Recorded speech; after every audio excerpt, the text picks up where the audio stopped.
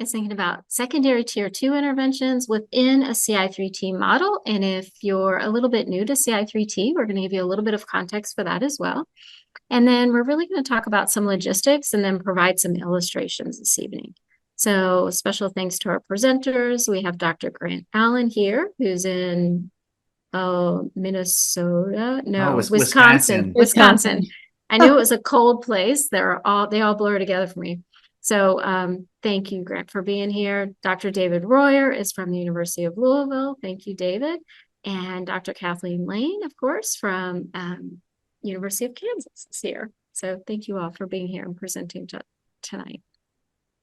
This is our fourth session. Oops.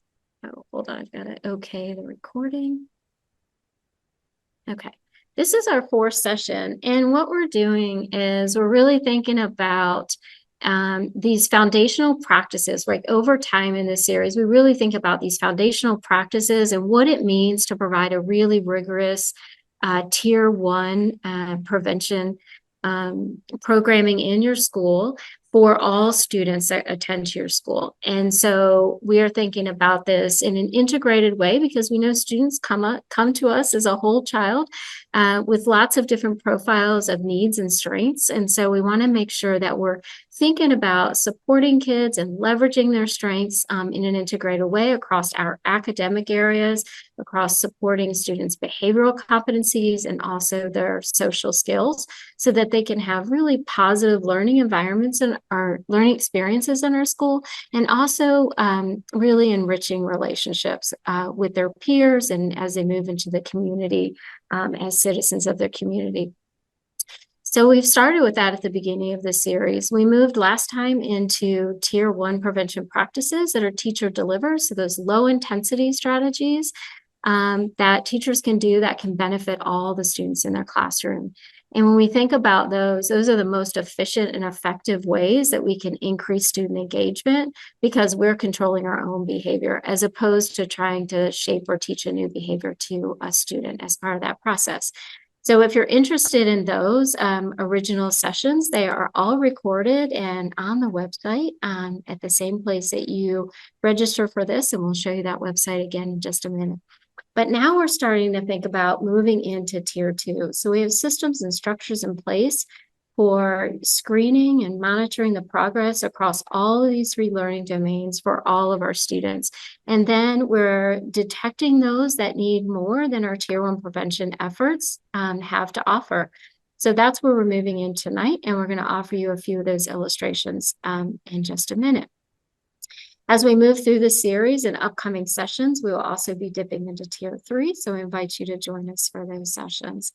But it's important for us to stay contextualized within this model when we think about our practices, because we want to use the most efficient practices we can. And we want to make sure that students have benefit of a really strong tier 1 before we decide that something else is needed in terms of intervention or supports. So if you use social media, we hope that you will connect with us. And here are some ways that you can do it across it is our website. So you'll see the QR code. It will take you directly to the website. And we actually encourage you to be on the website tonight during the session so you can look at some of the materials as we're sharing. I don't know what the one in the middle is. Is that Instagram? Give me a thumbs up if that's sure Instagram. is. Okay, thank you. You got it, doctor. And then formerly known as Twitter is also on there, and our handle is on there. So we would love to connect with you on social media. Clearly not me, but the rest of our team would love to do.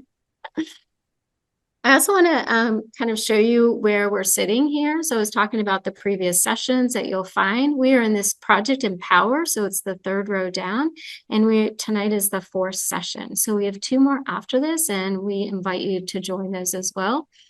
What we want you to think about is when you are delivering are supporting the implementation of tiered systems and specifically CI3T within your schools, you're thinking about this as a comprehensive, ongoing, sustained professional development series, right? And so we spend time in designing our model for all students, right? We're designing for our school-wide plan.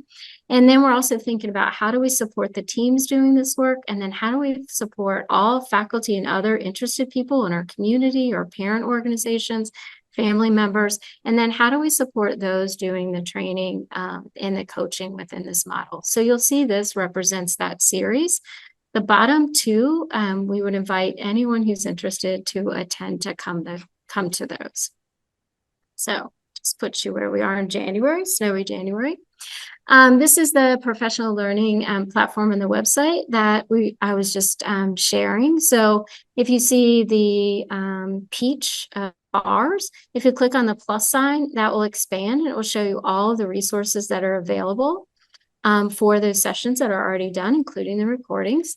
And then if you click on the flyer, that is how you access the links to register for all future sessions. So we invite you to join us. Okay, let's get started. So here's our agenda for today. We're again going to talk about this data-informed decision-making around Tier 2. And then we're going to move into behavior contracts as one of the evidence-based practices, SRSD, so self-regulated strategy development. Specifically, we're going to talk about it in an academic context of writing. And then Kathleen is going to tie it up with a bow around just thinking about secondary interventions that you might want to explore or have in place. And we're going to have some time to talk with others and explore those. And then we're going to wrap up for the evening. Wendy, thanks for such a wonderful welcome for everybody. We're so grateful to have this time with you and just really appreciate you all as professionals. And as Wendy mentioned, the situation of where we are within the context of this academic year, the lessons that we're sharing tonight is based on work that we've had the opportunity to conduct with people from across the entire United States of America. We've been running these Project Empower sessions since, well, longer than I can remember, actually. And we've had an opportunity to work with other professionals like yourself to help them to design, implement, and put in place comprehensive integrated three-tiered models of prevention. And even though we've been doing that since the late 90s, we didn't introduce the term CI3T until about 2016. But you can trace the roots of what we've learned together all the way back to the 90s. And so when we're talking tonight about these two Tier 2 supports, we want you to know that it's not anything that we've learned just in Kentucky or Kansas or Indiana, but these are truly from lessons learned from coast to coast. And I'm honored that I think Wendy and I are going into our 15th year of partnership, and David and Eric, I think it's like 10 or 11. And we've had the opportunity to have dreams come true, getting to partner with Tammy Becker and Howard Dicon, just so many wonderful people through the years, and people that we've collected along the way, like Grant and Stacy and Allison and Elise. So you've got an all-star team here tonight, and I'm just truly grateful for the time. And on the next slide, Wendy's going to show you just a little plug for those of you who are here tonight as part of a partnership that we have in place. We host these sessions annually. We used to do these in person pre-pandemic, and then like many people during the pandemic, we switched to these remotes, and we found just wonderful benefits to being able to have a broader reach and maintain the same rigor. But thanks to the generosity of the Institute for Education Sciences, that's how we've been able to kind of broaden the scope of the people that we're able to invite into these conversations. And the sessions that we're sharing with you tonight are part of their traditional CI3T sessions for Empower. And I say that to you because I want you to write down this date. It is 6/24/2024. So 6/24/2024. Carrie Brandon, doc student of Wendy Oaks. It's her birthday. And most importantly, it's also the day that all the enhanced materials, like are the next generation of CI3T materials, are going to be available online. So you will still have this opportunity to connect with us next year, but it'll have a different look and feel. So excited to share some of these resources with you tonight. And the next thing that we're going to do right now is listen and learn from David Royer, as he's going to kind of set the stage as to where these Tier 2 supports fit within comprehensive integrated three-tiered models of prevention. The logic is the same for any tiered system, that we want to make accurate decisions about who might need more than Tier 1 has to offer. And we want to make sure that if you are here tonight as part of a CI3T leadership trainer or coach or implementer, remember that you already have all your plans for tier 2 and tier 3 in your CI3T implementation manual. You don't need to have a manual to feel successful tonight, but just want to remind you, if you're here as part of that group, you've already built these and we're focusing on implementation. Thanks, David. You bet. Thanks for the great introduction. So I'm going to overview Tier 2 interventions and CI3T models, and especially how we use school-wide data to inform some decision-making there to connect students to supports before turning it over to Grant, who will illustrate that with behavior contracts. So like Kathleen said, everything we're going to cover today as far as the logic and using data-informed decision-making to connect those students to supports applies to any of the tiered models. So whether you're implementing CI3T, Comprehensive Integrated Three-Tiered Model, or the academic component is response to intervention, if you're doing that standalone, or the behavior domain with positive behavior interventions and supports. Maybe you combine the two and you have MTSS at your school. Maybe you've got behavior with PBIS and school-based mental health for an interconnected school framework, ISF, right? Whichever one it is, all of this logic applies. And of course, before we connect students to tier 2 or tier 3 supports, we want to focus on and ensure that tier 1 is being delivered with the highest integrity that we can. So we'll monitor that and make sure it's in place as designed and use those high quality instructional materials that we've checked on the research and validity for, knowing that if we implement them according to the prescribed time period and curriculum map and the dosage and everything, we're going to get the desired shifts in our student outcomes that we're looking for academically, behaviorally, and socially. Because in the CI3T model, which is where we're going to frame everything tonight, but again, it applies to any model, we include the social domain where schools select a validated social skills curriculum or social emotional learning that meets their needs at their school.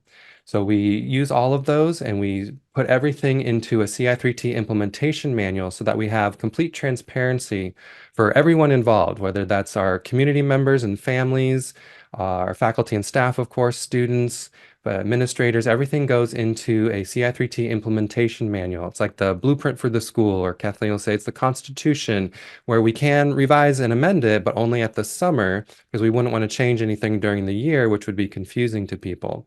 So everything can be found in a school's CI3T implementation manual, including the intervention grids, which we'll get to in just a moment. But first, we lay out clearly what are all of the roles and responsibilities for everybody involved at the school. Here you see an example of the faculty and staff roles and responsibility. And one of the things you might notice in the academic column on the left is that we include those low intensity strategies as an expectation, as a responsibility that our faculty and staff have to use, especially in their classrooms, as part of the CI3T model and integrated lesson planning. So if you missed our previous session where we reviewed those low intensity strategies, you can check out the book Supporting Behavior for School Success, which we have a link to on ci3t.org on our literature page, and you'll see more information. Each chapter is dedicated to one of these strategies and all the steps for implementing it in your classroom. So we outline all of the expectations in each of these columns. In the behavior column, we of course want to teach our school-wide expectations, give students opportunities to practice them and reinforce them when they meet those expectations, so they're more likely to engage in those desirable pro-social behaviors in the future. But we also have, and it's clearly laid out in the CI3T implementation manual, the reactive plan for when students don't meet expectations. When something does go wrong, what do we do? So that's clear and laid out and taught to all faculty and staff. The first thing we want to do is show empathy and maintain the flow of instruction, recognizing and reinforcing students who are on task as we move through our flow chart, responding to student behavior. With the social skills column on the right, whichever social skills curriculum our school has chosen, we clearly state what that curriculum is and its dosage. Are we teaching it once a week, once a day, for how many minutes? Is it teacher presented? Do we get a counselor co-presenting once a week? Whatever it is, it's clearly laid out so everybody knows what to expect. We follow any curriculum guides that are provided by the publishers, and we be sure to implement that at Tier 1 for all students so that we can say, this student, all students, your student, whoever we're talking to, they've received high quality education at tier 1. And this is how I know, because we've tracked the data, we've looked at our dosage, we've collected information at tier 1 for our academic skills being implemented, we've followed our lesson plans and our curriculum map for our social skills, and we've taught the school-wide behavioral expectations according to our schedule. Maybe that's at the beginning of the year with refreshers before and after each break, like fall break, winter break, and things like that. And then that way, later, when students do seem to need more based on the data we're going to look at, we can say with confidence that they've received the high quality tier 1 instruction, and that's why we know that they need something more.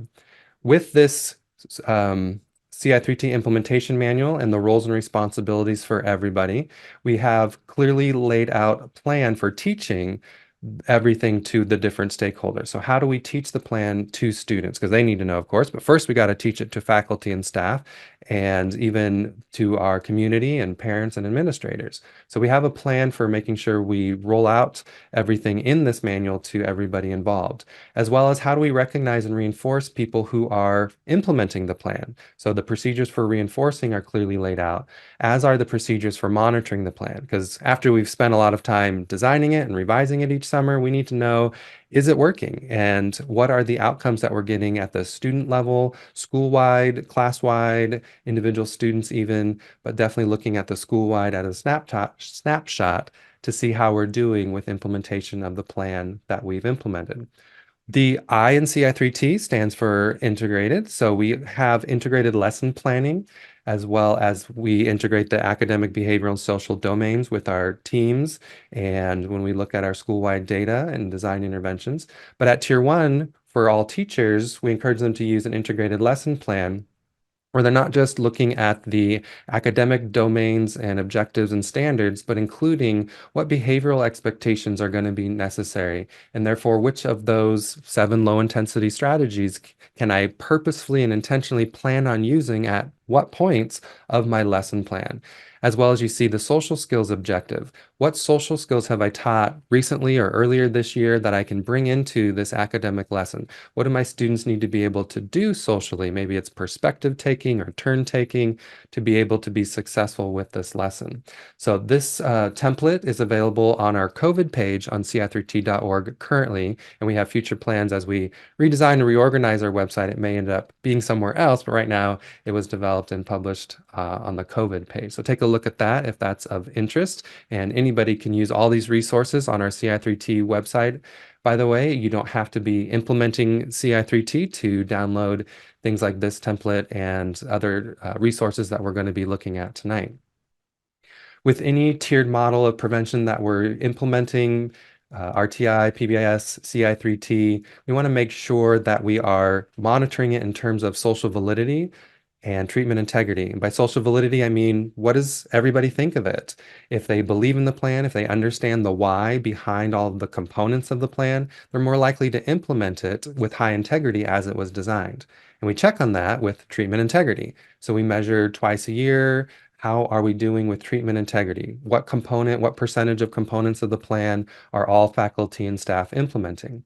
And then at the bottom there, you see another essential component of primary prevention efforts, which is systematic screening for both academics and behavior.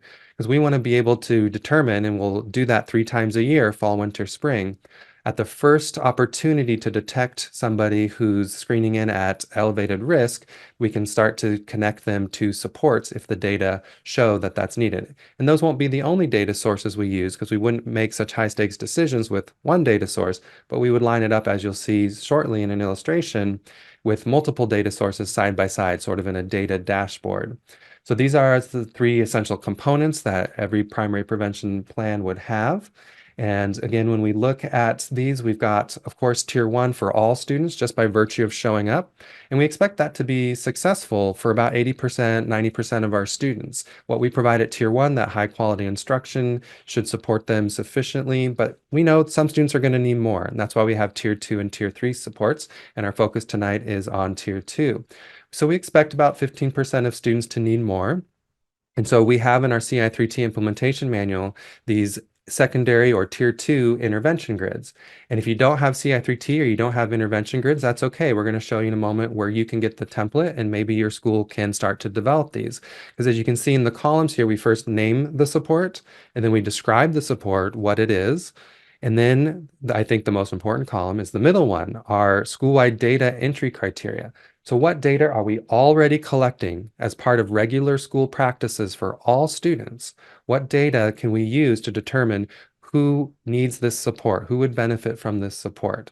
And that way we can ensure that all the students who need the support are being considered for it.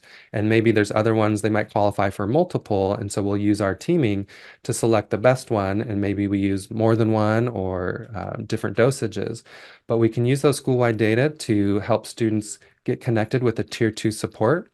And once they are, the next column illustrates what data we're going to use to progress monitor, make sure the support is working, that the social validity is there, and that even treatment integrity, that the support, the tier 2 intervention is being implemented as designed. And then the last column is our exit criteria. We want to make sure that students are not getting stuck in an intervention, that there is a plan for them to stop the intervention if they've met all the goals, if they're screening in at low risk, for example, and don't have any missing assignments and attendance is good. That could be an indication the team can consider that they no longer need that tier 2 intervention. We have similar intervention grids at tier 3. And just a reminder that you don't need a ton of tier 3 supports. You just need a few that work, that have the evidence behind them to show that if they're implemented as designed, you're going to get the desired results.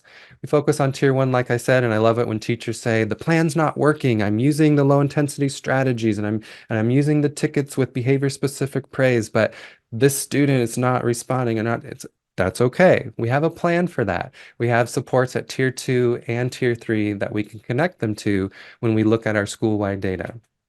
I mentioned earlier one of those essential components was behavior screening. And here's an example of an elementary school looking at their externalizing behavior screening subscale. And the goal here is to get 80% in green. Some schools have tell us they have a campaign to grow the green. They want to get up to the 80% or higher in that low risk category of green. And this school's really close. And so they're going to continue to focus on their tier 1 efforts to try and get that even higher, really teach and reteach the school-wide behavior expectations using the matrix that's posted in every classroom and in all the key settings around school, give students opportunities to practice and to really reinforce them, praising them when they meet the expectations using specific behavior-specific praise paired with tickets randomly to try and get those numbers up. At the same time, though, they will be implementing tier 2 and tier 3 supports, and you can see how the numbers are much more manageable in the yellow and the red. Even though that's moderate and high risk, it's not exactly equivalent to tier 2 and tier 3 supports, but you can imagine that those numbers are sufficient that we wouldn't exhaust all of our resources at a school trying to support those students. Whereas if the green was a lower percentage, we'd have many more students at moderate risk and higher risk that would need a tier 2 or tier 3 support. And we may not have the resources in terms of time and even the number of people able to deliver those supports, which, by the way, can happen in the classroom. They don't always have to be by a specialist. Here's another graph. This is now the internalizing subscale of the student risk screening scale, showing the elementary as well, and looking at their most recent data in winter of 2022, they're again close to that 80% goal that we're looking for to help students. So this school might lean into their social skills instruction. They might provide some tier 1 relaxation training and strategies for students so they can all do better when they have anxiety around test taking or public speaking or giving an oral report or debate or whatever they're doing in school that may cause them to have some internalizing, internally directed behaviors. We can support them and try and get this up above 80%. So tonight we're going to look at tier 2 and connecting students through a couple illustrations to a secondary intervention, tier 2 intervention. We're going to look at behavior contracts and these SRSD for writing. But before we do, I want to ask Kathleen if she would tell her story. And she's got a great analogy from her time with CrossFit that really connects and shows exactly what we mean by tier 2 supports. Thank Kathleen? you, David. Yeah, I appreciate that. So one of the distinctions that we make in a CI3T model is we want to kind of dispel the old myth that like tier 2 was a small group and tier 3 is something that you do with an individual. So I want to kind of just tell you a short story. about CrossFit. First of all, if you would open your chat, have any of you done CrossFit before? Constantly varied functional fitness, high intensity? Wendy's like shaking her head. No, she did come with me one time to a CrossFit class and she brought out her computer and sat on the mats while I worked out. Okay, no, ma'am, no. But nonetheless, let me tell you how this works. So I'm just going to back it up and tell you I'm 57 years old. And my son is going to be 28 at the end of this month. And right before his senior year of high school, I said, hey, bud, good news. I said, I've cleared my calendar. I didn't take as many conference commitments. I'm going to spend your senior year with you. And he's like, no offense, Mom, I really don't want to hang out with you. And Howard's laughing at me because he's heard this a few times. So then I quickly focused on my daughter, Katie, who just got married in November. But at the time, she was in high school and she was sophomore. And I'm like, Bug, I know this time's going to go by really fast. I'd love to spend time with you. And so I said, why don't we go like do yoga or something together? And she's like, no offense, Mom, but yoga's kind of for old ladies, which is like shots fired, but whatever. So I'm like, how about Zumba? So we go to a Zumba class. And I frankly thought I was fairly stunning. I was breaking it down, doing the whole thing. And we walk out and Katie's like, that can never, ever happen again. And she's like, if you want to hang out with me, you can go here. And she, I need to tell you, is a competitive CrossFitter and an Olympic weightlifter. So she is jacked like nobody's business. And when we went to go buy her wedding dress, they actually, well, they couldn't quite get it to zip in the back. And I'm like, engage your lats. And so she went like this, and then they were able to zip it up. And the woman in the dressing room was like, I've never had anybody give that prompt to somebody, you know, a bride. So there you go. So in this thing, on our very first day, we walk in. And I do what any good mom does. I put on a big pair of sweats. I got my jump, you know, big sweatshirt. I go in there and the first activity was jump rope. So let me just pause for a second. I'm 48 years old. I've had 2 kids and it's jump rope. Katie's over there doing double unders. At the end of this, the coach then says, okay, if anybody needs to use the restroom before the next move, please use the restroom now. And I'm thinking, okay, prompt delivered too late, but that's fine. So quickly he realizes the situation here. And the next move was pull-ups. So Katie's doing, you know, butterfly pull-ups and she can do chest to bars. And he brings in this giant rubber band for me. So he puts it on the rig. I get my foot up in there and I go to pull and there's still nothing happening. So he gets a second rubber band. And now my leg's back up in here. And now I'm pulling and it is like a holiday miracle. My chin is over the bar. And then the next thing is handstand push-ups. And now he brings over this box and he's like, I want you to lay on this box. And he puts this ab mat down on the floor. And he's like, I want you to go like this to kind of approximate a push-up. And I'm like, okay, but what's that ab mat there for? And he said, if you lose control, I don't want you to fall and hit your head. And I tell you these things because that's what we're talking about in terms of tier 2, really more tier 3. But the idea is, we want to look for things that we can add to instruction that are not time intensive or labor intensive for a teacher, but things that are valid and reliable that we can weave into instruction that doesn't necessarily mean that a kid has to be removed. So at no point did this coach say to me, Kathleen, you peed on yourself in the warm-up, and I'm sorry, you can't be here. You need to leave. So instead, he quickly adjusted and he brought in these other supports. So as David and Grant are moving forward right now to talk about these next 2 strategies, I want you to keep in mind these can be done within the context of a general education community in a way that is not overstressing, but instead empowering a teacher. And it's allowing kids to really fully engage. And I will say, that I am, as I mentioned, 57, and I'm in my 8th CrossFit opening this year because it was a place that welcomed me and they never got tired of the fact that I still can't do a pull-up, but I'm stronger now than I was then. So with that in mind, let's turn it back over to David. Thank you, Kathleen. I love that story. I love the way you tell it even more. And I just love how inclusive and welcoming, like you said, that the CrossFit Center was. Just giving you what you needed to be successful and never made you feel like you weren't a part of the team and part of the group there. Yep, never felt marginalized. Yeah. So we encourage you all at your school, if you don't already have a tiered library, have some setup. And it used to be physical. Like we used to have little physical kits. You could come get your opportunities to respond kit in a bucket and you'd take it to your classroom and could do it.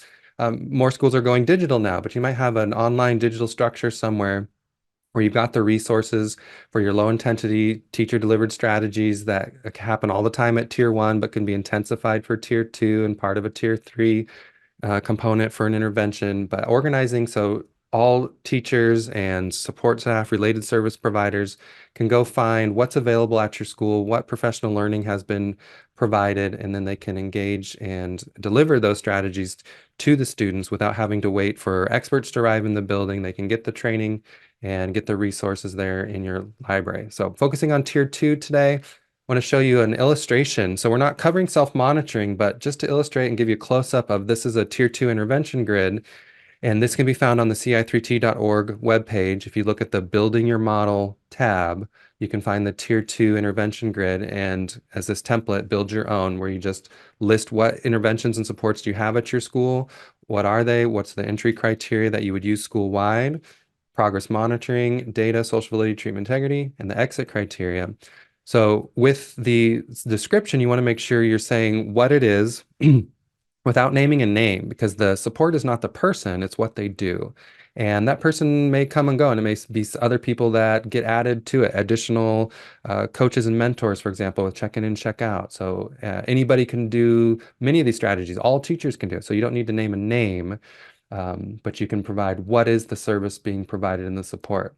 And then with the school-wide entry criteria, we rely very heavily on academic and behavior screeners. And based on your student population, you would determine what are those cut scores for who would qualify, because you don't want to have too many students qualify because you can't support them all. And you don't want too few to qualify because you want to help as many as you have the resources to do so. So you might sometimes people adjust the GPA or the number of missing assignments or number of absences in order to get just the right number of students that you have the resources for.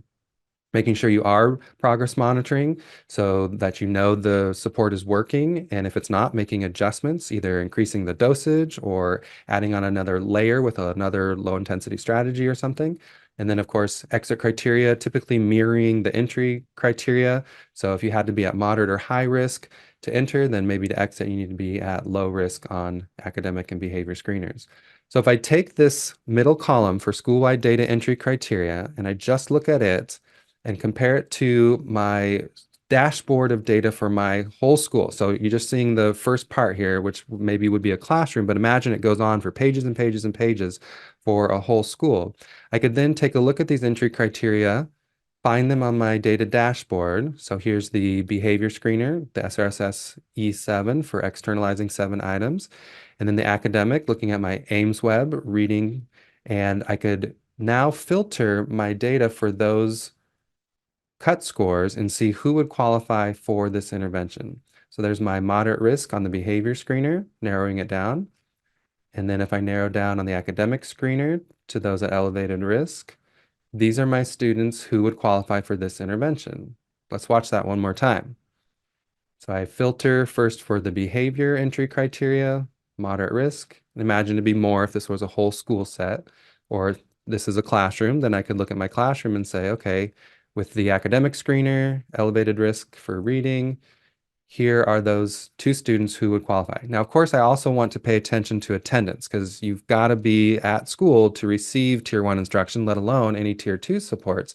So this Julia student who's already got 7 absences early in the school year, we may need to figure out why and help that before we can truly get the benefits of this self-monitoring intervention that we're looking at the entry criteria for. When I use this filter, there may be, in looking at my tier 2 intervention grids, there may be other options with similar entry criteria. And this is where the student success team, or whatever it's called at your school, would evaluate and determine which one would be best, because the teacher's going to know the students more nuanced and behaviorally and exactly what they might benefit from, or you might try more than one. So there may be other options. And you can find a lot of resources for the low intensity strategies that we showed earlier and others as well, and kind of moderate intensity. And there's even some tier 3 supports here on our ci3t.org webpage on the professional learning tab. And there's this accordion with the kind of dark bluish color here. You can expand them for a ton of resources, and that's where we're headed right now.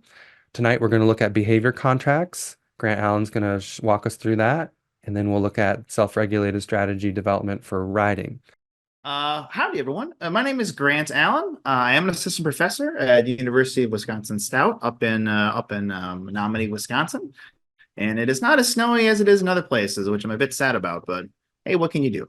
So I'll talk with you a little bit about behavior contracts as a tier 2 intervention, how we can use this to support students. So if we can quickly get some folks in the chat, well, so I'm curious kind of where folks are at in terms of what experience that they've had with behavior contracts. So this will be a great way to talk about sort of where this strategy can be used and can fit within sort of a larger CI3T model of prevention. So I'll go ahead and sort of just dive into it. And if you would like to dive into this with me as well, I'll show you how you can do that. So on our webpage, ci3t.org, you can head over to the old professional learning tab. Once you click that open, you can head over to the little blue accordion, which is behavior contracts.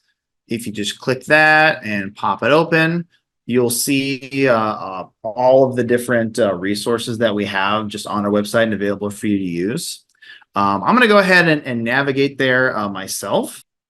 And I'll just go ahead and pop on over to professional learning. And I do encourage you to follow along with me so that way you can kind of look at the same PowerPoint that I'll be presenting. In case you want to look deeper at something or want to linger on a slide for a little bit, I do encourage you to do that if you would like. On the professional learning page, you can scroll on down past the Empower sign up, past the trainers and coaches calls, which is also an option for folks if they're interested in learning more about CI3T. And here's where the accordion lives. So you can click on behavior contracts, and the PowerPoint is right there, which you can click and download. Okay. So I will go ahead and open up my PowerPoint.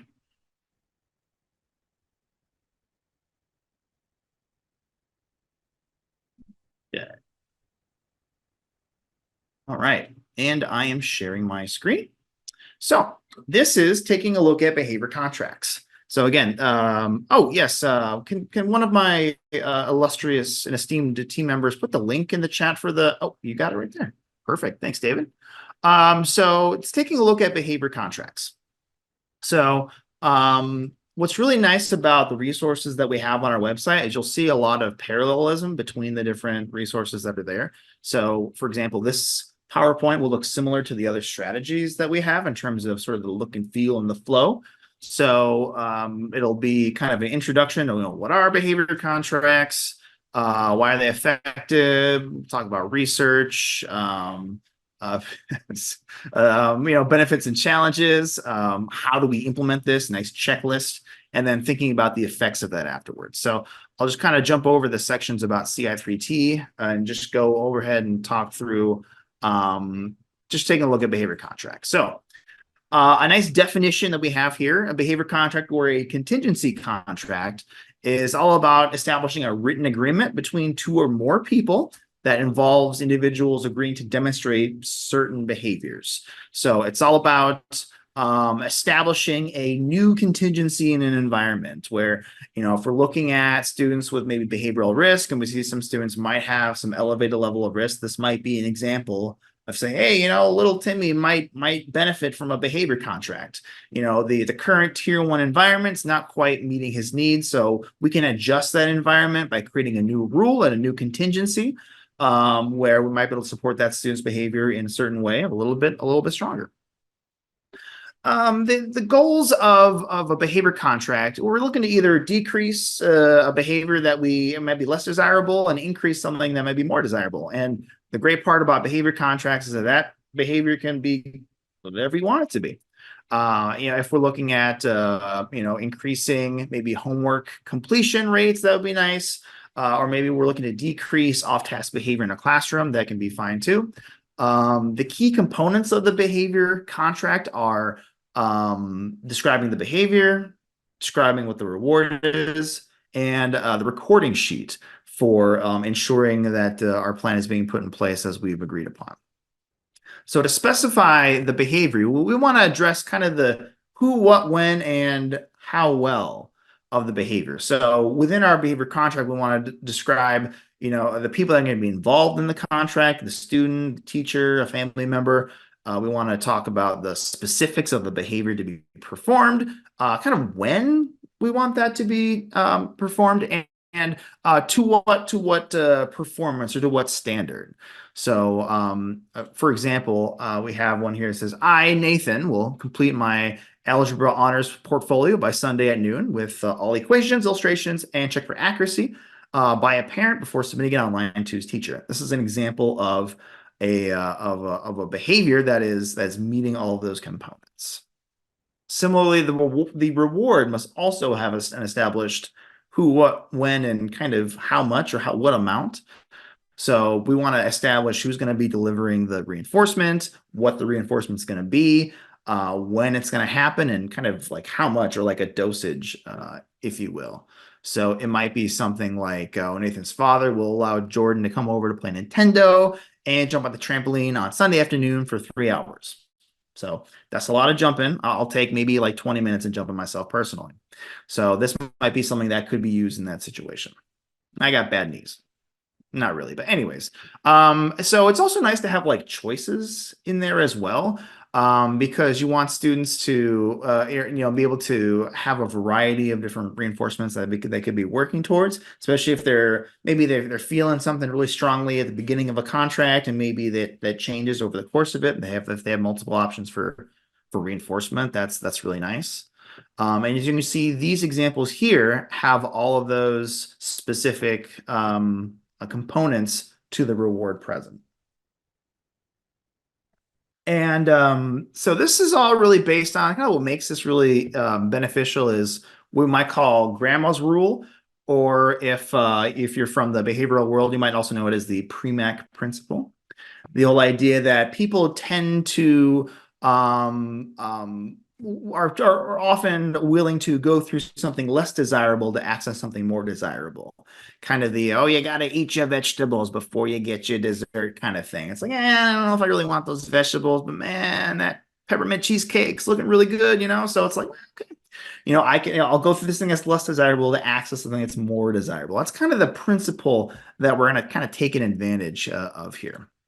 So, and just like I said, having choice helps to make sure that we've got a really strong reward, and also thinking about like not just a variety, but thinking about like a variety of types of reinforcement. So like, what can we do to offer to have students access something or like avoid something? So positive and negative reinforcement. And what can we do along the lines of like, social engagement, attention, and sort of sensory type of experiences or tangibles or activities? Thinking along those types of lines can help us to develop really robust and interesting reinforcement schemes, or lush bath bombs for Eric. That's, he's got that down. Very nice.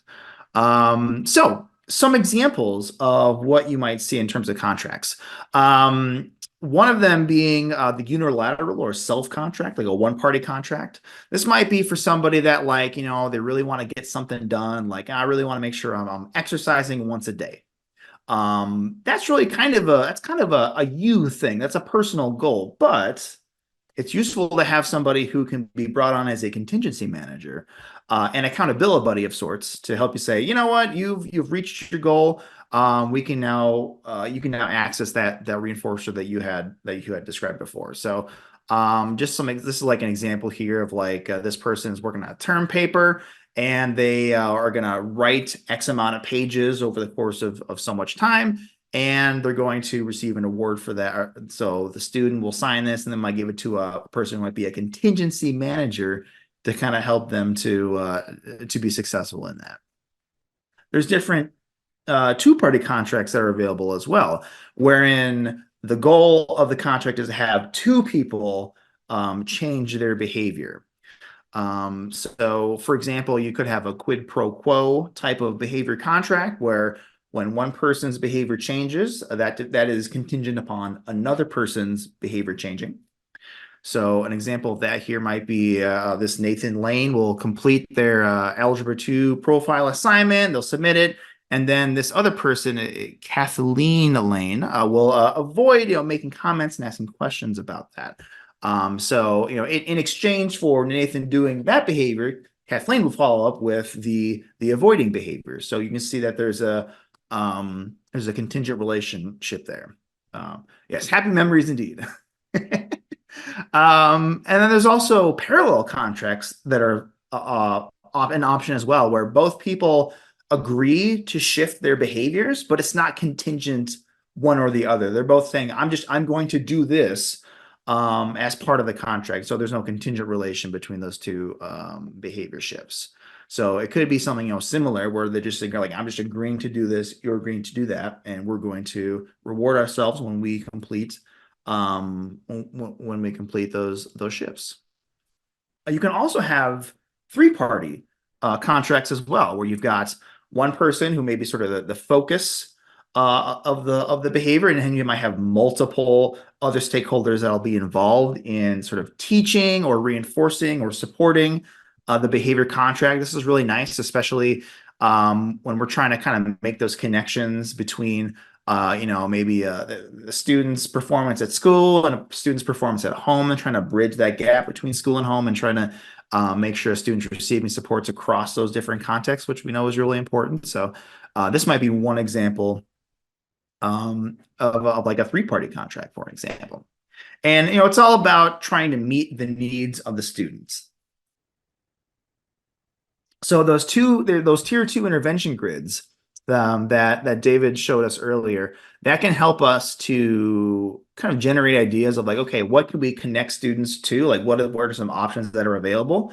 But once we make those connections, we can then, use our knowledge of the student and of the context to kind of help to shape those tier 2 interventions to fit the specific need that a student may have. So if it's something where maybe it's just a student just needs their own behavioral contract, or maybe they need support from other people in different types of contracts, that can all be negotiated throughout the process.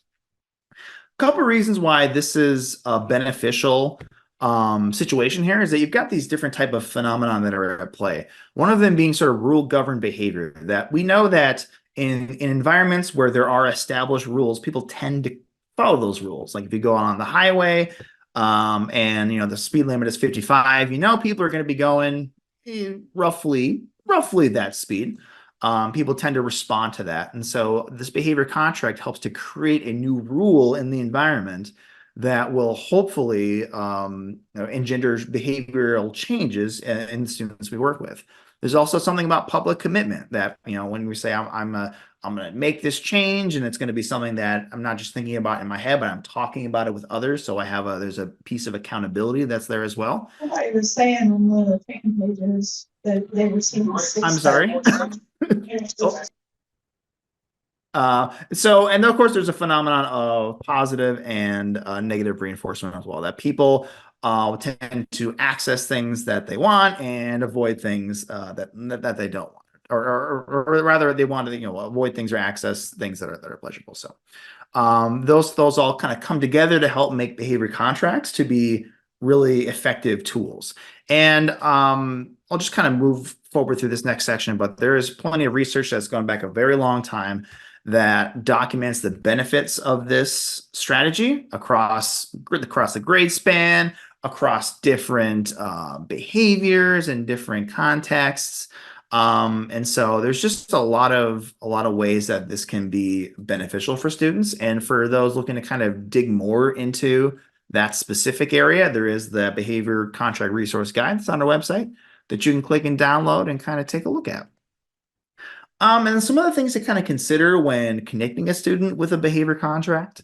You'll want to think about things like, what kind of behaviors are we talking about here? Is it something that is maybe a performance challenge where a student can do something, but chooses not to for whatever reason, versus like a fluency type of situation where it's like the student has sort of trouble performing the behavior. Behavior contracts aren't really great for acquisition type deficits, because it's like, well, we need to teach it kind of first. What we want to also think about, the student's developmental level, and making sure that we're tailoring this to meet their specific needs, kind of wherever they're at. What types of measurement systems might be brought in as well? Is it something that might be self-report, or is it might be something that someone else sort of observing the data, the behavior themselves, and they can record those data? Or maybe it's like, homework completion, where the data is sort of automatically collected. And, also thinking about like, well, what do you do if somebody like the student comes to you and says, actually, I find this to be very embarrassing and I don't really want to do this. There should be a plan to say, well, we really need to maybe shift to something else. If the student is reporting that they don't want to do this, we should have other options that are available. So I'm just going to move through the checklist for success. So here's if you want to implement the behavioral contract in line with how research has shown this to be effective, you want to do something along these lines. So you want to make sure you're identifying what the target behavior for change is. What is it that we want to increase or decrease? We meet with the stakeholders, students, teachers, family members, and have a conversation about what this might look like, discussing the student's strengths and talking about how we can approach this from like a strengths-based perspective. We want to kind of build upon student strengths when we're developing interventions, and also talking about what areas that we might have concerns with. We can then write what behavioral objectives may be available. What's the level of performance that we want to see for this student. We want to talk together as a team to identify what those rewards are going to be for the student once they meet that level. And then we'll determine, how exactly we're going to figure out once the student has met that level of performance. And once we have all that written out, it's literally jotted down on a sheet of paper, and everyone signs the contract and affirms their commitment to carrying it out. So this behavioral, this implementation checklist is available on the website. You can click and download it. And so again, just sort of, we want to make sure that we're kind of, as we're reviewing these things, making sure that we're thinking about the types of behaviors that we might be looking at for the students. Make sure that we're talking about like, are they capable of controlling their behavior in specific situations? Is this at a developmentally appropriate level that we're providing this intervention? And so these are questions that we can kind of talk through as we're looking to connect students to tier 2 types of supports. When we collect those data and when we're viewing to see how students might benefit from some additional supports beyond what the tier 1 experience has to offer. So okay, so yeah, this is like an example of what you might see as like an example of like developing a behavioral intervention plan. This stuff is on the website, which you can click and download at your leisure. We have example templates of the different types of behavioral contracts that we discussed. And so let's see. Okay, the last 2 things I'll talk about before I move on to sort of the next section of tonight, and moving into our first breakout room, is talking about these ideas just briefly of treatment integrity and social validity. With all of our tier 2 supports, we want to encourage educators to make sure they're taking the time to ensure that we're implementing these strategies as designed. As David said earlier, treatment integrity is really important because if we want to see the benefits that research has suggested we can achieve, we want to make sure that we're implementing these strategies in the same way that they were demonstrated to be efficacious. So one way to kind of check that is using treatment integrity. Is it being put in place as planned? So we have a checklist ready to go. Like, you just download it and say, we can just check to see, are we doing all the steps? And to what degree are we doing those steps? We also have the social validity piece as well. So this is really important because we want to take the time to assess acceptability for adults and students, because we want to make sure that these interventions are fitting, that there's a contextual fit, that there's acceptability. Because as I said earlier, if there's a situation where a student may find some intervention to be aversive, we want to consider maybe not doing that. We want to give students, educators, a voice in sort of developing these types of tools. And again, here's an example here of what a behavior contract intervention grid might look like. In a given school to see how we can connect students to tier 2. So as David said, it's got like the key components about the description of it, how you can connect students to it, what data we're going to review when it's in place, and then how do you exit a student once or how do we determine success at this point?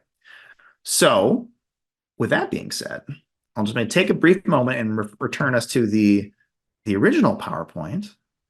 I can pull it up right here, and I can. Okay. So at this point, we're going to give y'all some time, some talk time to go into our breakout rooms. And I believe there's going to be two different options. And please correct me if I'm wrong. But if you are interested in maybe somebody that will implement a behavior contract with students, you can self-select to go to that room. Or if you're more interested in like, maybe I want to teach this or bring this to a school or to my context, you can go to that room as well. And we'll have a place for sort of conversations to take the time to review these resources. Because we're going to share with you.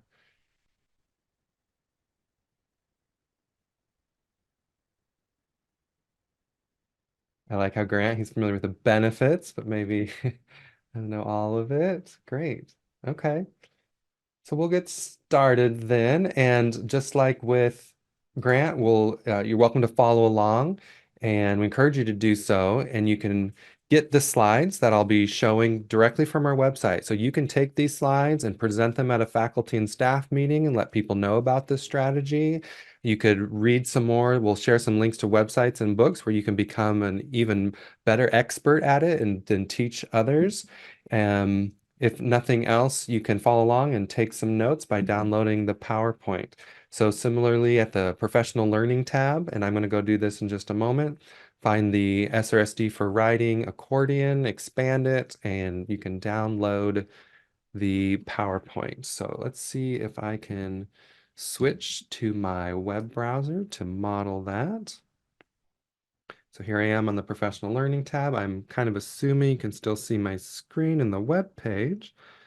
Scroll down, see some nods. Thank you. David. Here's the accordions, SRSD for writing. Download the PowerPoint. And as David is pulling this up, good to go. I really appreciate the way this is being modeled, like to show you that you can literally just grab this and go use everything there. So it's all editable so that you can take it and make it your own. So let's look at SRSD for writing. And these are the slides, again, straight from our website. The agenda follows the same pattern that you saw with behavior contracts, where in all of those PowerPoints from those accordions, we'll do the same very predictable pattern where we cover what is the strategy, why is it effective, what does the research say, benefits, challenges, and a step checklist, implementation checklist for success in the classroom, and how we might monitor its effect. So we've had our introduction to CI3T, but there's some slides here if you wanted to review that with your faculty and staff as well. But let's jump right into what is SRSD for writing, and it is strategy instruction. Can be very individualized, but you can do it in small group as well. And it includes that explicit instruction using for writing a genre-specific strategy. So I'll show you a bunch of mnemonics that are often used, such as the POW tree you might have heard of, or POW tide, or some others. And with that academic instruction, which is what we would expect, but we also include some social strategies, as well as self-regulation is part of that. So that includes self-instruction, self-evaluation, self-reinforcement, goal setting. And you'll see there's 6 stages to SRSD for writing, and they're flexible. So they allow you to adjust the intensity, they're recursive, they're interactive, so you can really customize the strategy for the students that you're working with. It includes not just the academic and writing piece, but the self-regulation that we teach our students. So again, the self-instruction, so self-talk, self-monitoring, self-reinforcement when they do well, reach their goals, check things off their checklist, and setting those goals to begin with, of course. With the writing process, we want to cover all of it. So not just the actual writing, but the planning. We know that if we spend more time planning, we get better writing outcomes. Teach the knowledge of the different genres, the understanding of the writing tasks, and how you can self-regulate your writing behavior. So that can include a bunch of different things. To self-regulate my writing, I need to have knowledge about myself as a writer. What are my skills? What are my abilities? I need to know about all the different writing genres, the mechanics, the form, the strategies. And I also need to know my affect. Like, what is my motivation toward writing? What's my attitude toward writing? Belief about writing? How is my self-efficacy when it comes to writing? I also need to know my ability to evaluate the writing task and determine what my goals are, both immediate and long term. I need to be able to consider who's going to read what I'm writing. So this is all covered in the kind of background knowledge that we develop in stage one. And I used to think, oh, background knowledge. Whenever I teach an academic lesson, I want to activate background knowledge. So if we're teaching a lesson about a particular topic, I ask what they already know about it. But with SRSD, when we say background knowledge, we mean background knowledge. There's a lot more going on when we say background knowledge. So we need to know, maybe we need to teach close reading. So when they're reading a prompt or if they're going to write about an expository text, we need to teach them how to really zoom in on the reading and that informational text and mark things like where are the reasons, where are the explanations, and then star the strongest reasons, maybe number them for the order that they're going to write about them. And then how to transfer those into organized notes. And maybe they're just bullet points, so no sentences allowed, because they're going to use that to begin drafting their paragraphs. And we would, in the background knowledge development, actually read a bunch of different writings in the genre that we're studying and discuss that genre. So there's a lot in that background knowledge steps, that stage one for SRSD for writing.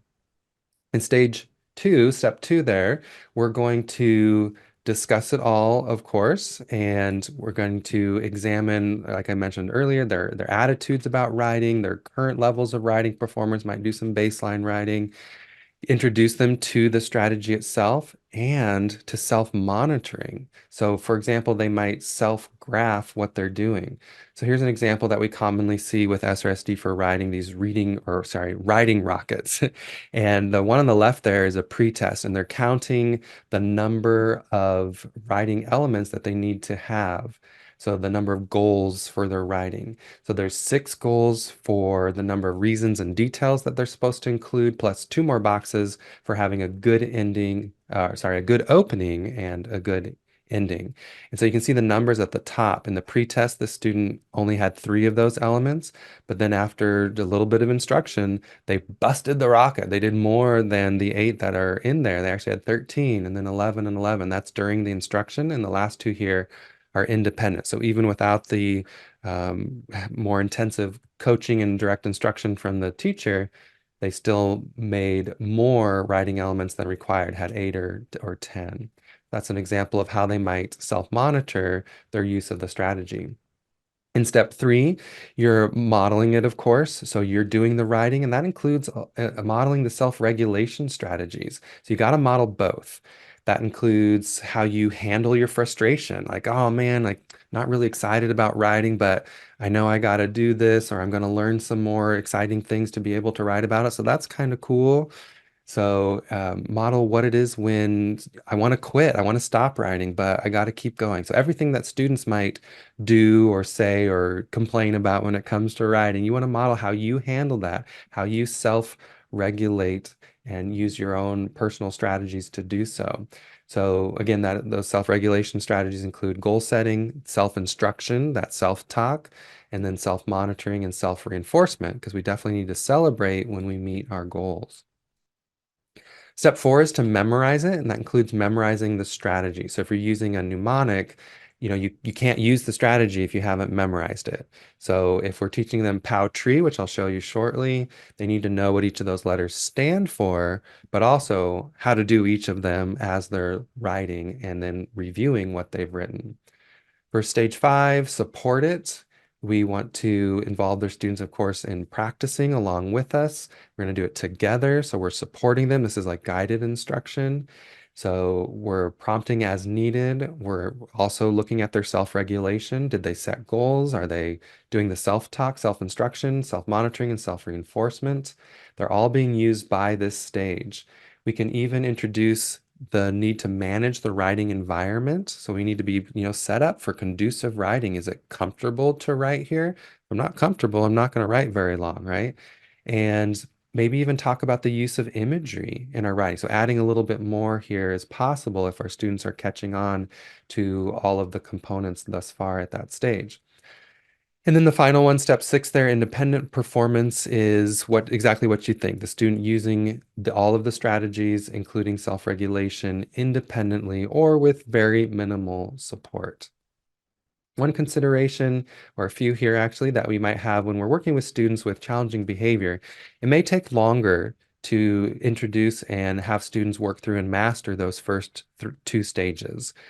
And keep in mind also that the order of the instructional sequence is that the student's evaluation and graphing of their pre-instruction before they move to the discussing it and supporting it. So again, that's taking a little bit more time and we're following that sequence. We're going to use lots of behavior-specific praise to reinforce their writing behavior. So when they're on task, when they're using the strategies, when they're self-regulating, if I see them self-talking, setting a goal, self-monitoring, self-reading, all those things, I'm going to praise that behavior, maybe pair it with a ticket if I've got a PBIS or CI3T ticket system going. And of course, giving them plenty of opportunities to respond throughout all this process. So it's not just me lecturing or teaching and modeling, but they're doing it. And then giving them practice can be great opportunities too to support their behavior. So it's not the real test, but it's a practice one, and they get used to that. Here's some examples of the mnemonics and just specific genre strategies I've been talking about. Keeping in mind, of course, that SRSD isn't about mnemonics. There's no magic in the mnemonics, but they do give us a handle. It allows teachers to say things like, I'm teaching POW tree, and everybody knows what they're talking about. But you can't just post posters like these in a classroom without going through all of the stages. And I'm raising my hand here because I am guilty of that. In my class, in high school, one class that I taught was called Strategies for Success. Did I receive any strategies to teach when I got hired? No. So I had to go find them. And I found these after a while and I posted in my room and I would work with students one-on-one, but I didn't know what SRSD was. I just knew these mnemonics. And so it's more than these mnemonics. It's about going through all 6 stages to teach students how to use them, what they are, develop the background knowledge, memorize them, guided practice all the way to independent practice. So on the left here, this one is for story writing, and on the right, it's for opinion essay writing. And which do you think is better to teach to teach first, opinion or story writing? If we had more time, I would put you in the chat and you can go ahead if you'd like, but I'm going to tell you, opinion writing is better to teach first because every kid has an opinion, right? They always do. No matter what the topic is, they're going to have an opinion, no matter what their age is. And you can customize these for your context. So for example, in Hawaii, it's a palm tree instead of an oak tree or something. Or they might use POW plus TIDE instead of tree, where TIDE stands for topic sentence, important evidence, details to support evidence, and ending. So very basically the same thing, but customized to match the culture and the context of where you are. The letters may differ too. You might see different words that explain what the initial letters are. So E might be explain the reasons and say more about each reason. E might be ending to wrap it up right versus the first E being wrap it up right and then examining, do I have all my parts? So just beware, you might see some different versions out there. Here's more information on the opinion writing mnemonic. So we've got that POW, pick my idea, organize my notes, write and say more. Sometimes that P could be pull apart the prompt. So you're picking your idea, but you got to really teach them how to really look at the prompt, especially for, I'm thinking of high school students when they're getting ready for the big test like the ACT and they have to do a writing component there. They really need to pull apart the prompt, make sure they're addressing all the parts as they get ready to write. Organizing the notes then expands into the trees. That's why we call it POW tree or POW plus tree. We need to identify our topic, the topic sentence for each paragraph. This is where I'm going to tell what it is I believe. This is my opinion. I'm going to have reasons, 3 or more. If I'm just writing one paragraph, they just run right together. And maybe I'm using the E that is to expand on it before getting to the ending, but like also at the end there, examine. I'm going to go back, make sure I've done all the parts. And I love the write and say more because even though now I've organized my notes, I'm ready to go. I'm going to write. When I'm done writing, I might go back and revise it and say more, add more evidence, add more explanations for my evidence. Now, you might have seen students use things to organize their notes like a spider web graphic organizer. And that's great. You can get a lot of ideas out on that, but it's not organized. It's not organized toward writing. So consider using more organized graphic organizers where it's actually separated by more like a hamburger, where you've got your topic sentence and your to introduce, where you can then put the reasoning and supporting evidence in the middle. And then the bottom button can be the ending or to examine and make sure you have all of the parts. Very similarly, POW plus WWW squared, H squared. This is for story writing. So we still pick our idea, organize my notes, write and say more. That O, organize my notes, expands over to the right to these 3 W's plus another 2 W's and then 2 H's. So who, when, where? I'm writing the story, right? I got to have all these elements. What does the main character do? What happens next? How does it end and how does the main character feel? And if they cover all of these as they're organizing their notes, they're prepared to write, and then they can come back and say more. So that's just 2 examples of mnemonics. There's a lot more out there that are specific to different genres. And there's different versions of mnemonics for even these opinion writing and story writing genres. SRSD is effective for many reasons. One, we know students with learning difficulties struggle with spelling, handwriting, vocabulary, idea development, organization. Those last 2 are the main ones that SRSD is going to help with. It really, through those 6 stages, supports the planning, the writing, the composition, and then the editing and revising.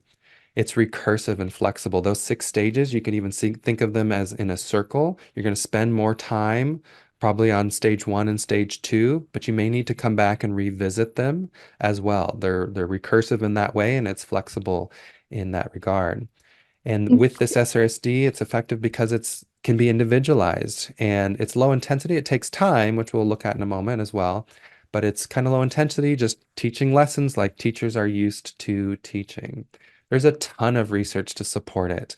In fact, there's over 100 studies, probably even more now since the last time I looked, that have studied SRSD for writing, and it has been deemed an evidence-based practice. There's a meta-analysis out there that's shown that the SRSD for writing strategy, above all others, had the strongest impact on writing performance among our school-age students at any intervention that was over any other intervention that was researched. The strongest impact, that's huge. And those are studies that have been led by Karen Harris and Steve Graham. Here's an image just to illustrate some of that. You can see with the shaded slash, that's the treatment where they received SRSD for writing.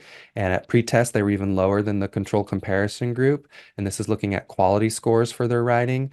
And you can see at the midpoint, it jumped up and they were already higher, whereas the control group didn't change at all.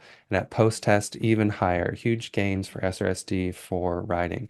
If you'd like to look more into the research, I know a lot of people, when we talk about research, their eyes may glaze over, and that's fine. But there is a listing out there that shows a bunch of studies that you can read more if you want to become an expert, including websites and books where you can really go in depth and look at all the benefits and become an expert on how to teach SRSD for writing. And that's online in that same accordion where you found this PowerPoint. There's the resource guide for the research studies. Hopefully you've heard a lot of the benefits to using SRSD for writing by now. It's easy to link to our school-wide behaviors. So when they're doing their self-monitoring checklists, they can be checking for behavior as part of their plan.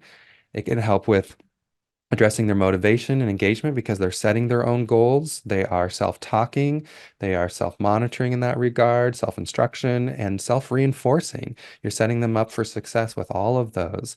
And with that, they're learning that self-regulation strategy that's so important and can be generalized to everything that they do in schools. And just, we know self-determination is a huge component for student success during and after school. So by teaching them SRSD for writing, they're learning that self-determination. The challenges is modifying it depending on you're using small groups or one-on-one. If you're going to take it to a larger group, that could take some more effort on your part to be helping all students versus the individual or small group. And then I would even add to that list time. At elementary, it takes, we usually use 8 to 12 lessons, and each of those lessons lasts 20 to 40 minutes, sometimes a little longer. So it does take time in your planning, but it should fit right into your English language arts and writing instruction in that regard. Just make sure that you've accounted for it and mapped it out appropriately and aren't thinking that it's going to just be 1 lesson or 2 days of lessons. It takes more than that. And that's for struggling writers, that 8 to 12 lessons lasting 20 to 40 minutes. Average writers, if you were, say, in a quota inclusion where you have average writers, they're going to move even faster through the lessons. Also note that learning a second set of strategies, like a second mnemonic. So if you teach story writing after first teaching opinion writing, that second set of strategies is going to go a lot faster than the first. So let's say you're excited now. SRSD for writing sounds great, and I want to implement it in my classroom. Well, we've got a checklist for success for you for you might do so. And it's just 4 easy steps because within the 4 steps, you have to teach all 6 stages. But step 1 here is to identify the SRSD lesson plan that you're going to use. So which strategy, what targeted desired writing genre, and what strategies that you're going to do. Then you're going to implement those lessons, following the step-by-step instructions within those lessons, monitoring everything that's happening, checking treatment integrity, make sure you're doing it as designed, checking, of course, even the self-regulation that's happening as part of all of that. Implementing all lesson plans, teaching all those stages for SRSD for that particular genre and self-regulation strategies.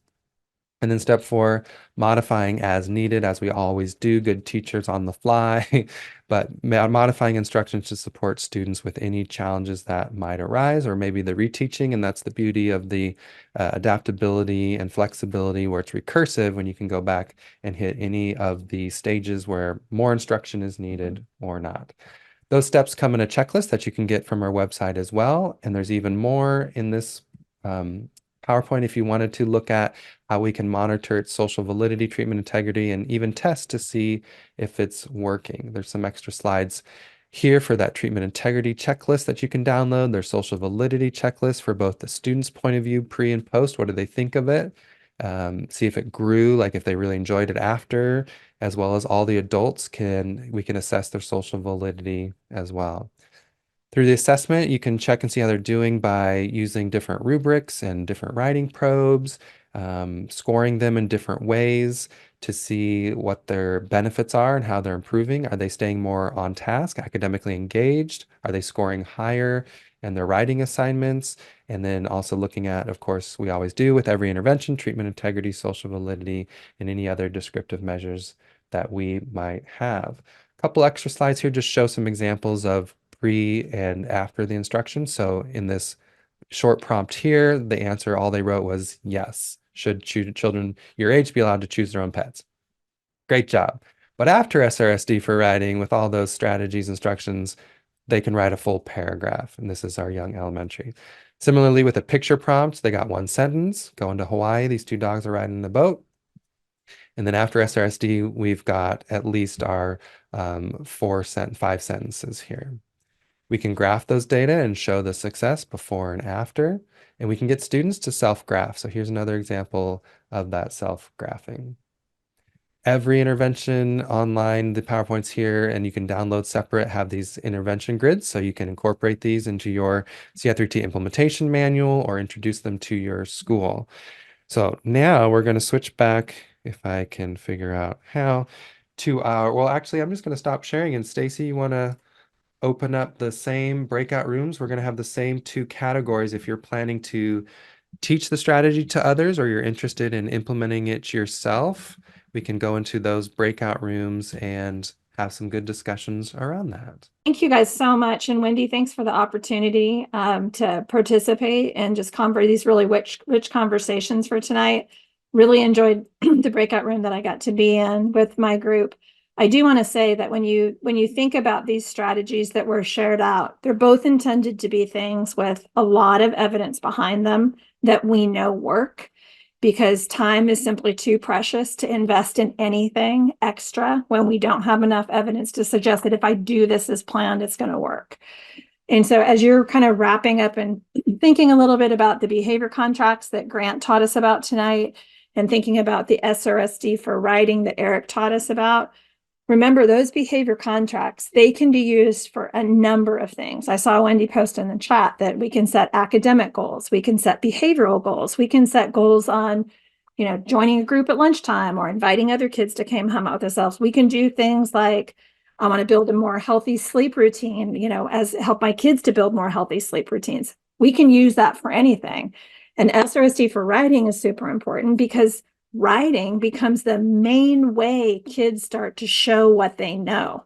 So after the very early years of kindergarten, first and second, thereafter, we're switching to writing. So we need to be able to do that. And it doesn't replace a district writing program. It is something that you layer on top of it. And many people, as Tammy was talking about, they don't have a program right now because it's very difficult to find a validated writing program, but you can use these strategies. And there's actually a plan. There's like a scope and sequence of what you might teach at each stage, and they build on each other. So we will hope that you take away a little bit of a nugget for that. And if you had an opportunity to grab those links that Eric put into the chat, and Eric, if you don't mind reposting those for people, this tonight was intended to dip your toe into these things. You can get everything you want off the CI3T website for behavior contracts, but go check out a little bit more on other sites to learn a little bit more about SRSD. And if you want to go check out an IRIS module through Vanderbilt, they can help you get started. There's really affordable books, and there's even free lesson plans if you want to see what they look like to go use those. So check that out on Think SRSD. I want to give you a challenge before you leave, and that is to please open up your calendar right now and put in a 15-minute block sometime between now and the end of the day Friday to promise yourself that you'll go back to either explore one other tier 2 intervention from what we're looking at right here, or you'll take a deeper dive into these resources. So we know time is precious, and we know that one of the best ways we can encourage you to not lose what was shared today, but build on it, is to schedule it. So put it into the real estate of your calendar. If you want to continue this conversation, we'd love to welcome you back. We will be back together on March 28th, and we're going to be talking about tier 3 needs at that time. And that big focus is going to be first, and the majority of the time is on managing acting out behavior, because we know that behavior challenges tend to spike in December and again in March. So we want to make sure that you have what you need. And our last session will be focused on wrapping it up. And as you think about yourself here tonight as educators, I just want to compliment you on being like committed lifelong learners. It has been awesome to get to go to a couple different breakout rooms and hear people's contributions. And I love this forum where people are so chat active, because even though we may already have tier 1 and tier 2 and tier 3 practices in place, we want to stay current on the science so that if we learn something is not super effective, we can remove that from our expectations for teacher and then pull something in that does have additional evidence. And I know that like I get to work with students like Allison and Elise and Carrie, who are all currently doing systematic reviews of the literature, which I'm sure you will see published in a few years, that are going to be giving us additional information on what works for whom and under what conditions. So we want to really stay focused on that. When we come back next time, as I mentioned, we're going to be focusing on acting out behavior, like how to maintain calm, what to do when it more peaks, and just a little foreshadowing on that. I think you're going to like that session, because we've learned through the years, thanks to the great work of Jeff Colvin, is that a teacher's first reaction to the challenge is the best predictor as to whether or not it escalates or stays calm. And that's great, because we're the adults and we can manage our behavior. And I love getting the time with Tammy when she was a principal, because that was actually something that she brought in as a principal into her building. And she actually hosted even just a 1-hour professional learning session where every single person that interacted with kids got an opportunity to learn at least the minimum about those different stages. Now, if you have questions that you want to follow up on, we would be happy to visit with you. It's just CI3T trainer and coaches calls. They are not recorded, because we want to create a positive, safe space for you just to come in and ask specific questions that are not going to be shared with the entire world. But please do feel free to come in. And if you're interested in meeting other people that are doing this type of work, like I saw some people ask questions about, great place to drop in. Again, tonight we focused on tier 3, and we will be looking, tier 2, and we'll be looking at tier 3 next time. And then we'll have one final session in April. And I also want to say that on June 24th, 2024, as I mentioned at the very beginning, which is Carrie's birthday, and I mentioned that last time, but on that day, you're going to see a whole new look and feel for resources. So if you choose to come back next year, you'll have that refreshed look. And some people will take what they're learning and take it back and put it in place in their classroom. And some of you are in these positions where you're going to be scaling it up. And I know we've got great representation from Kentucky and Indiana and many places. So we hope you'll come join us for our continued learning. And so for tonight, I just want to thank sincerely my good friend and colleague, Wendy Oakes, for creating this opportunity, and David and Grant for the great presenting, and all the wonderful coaches here. If you would, feel free to let us know how we did. And if you have any follow-ups, please feel free to email us afterwards. And Stacy, thank you so much for making the logistics look seamless and so easy. Appreciate you all, and I will look forward to seeing you shortly. Thank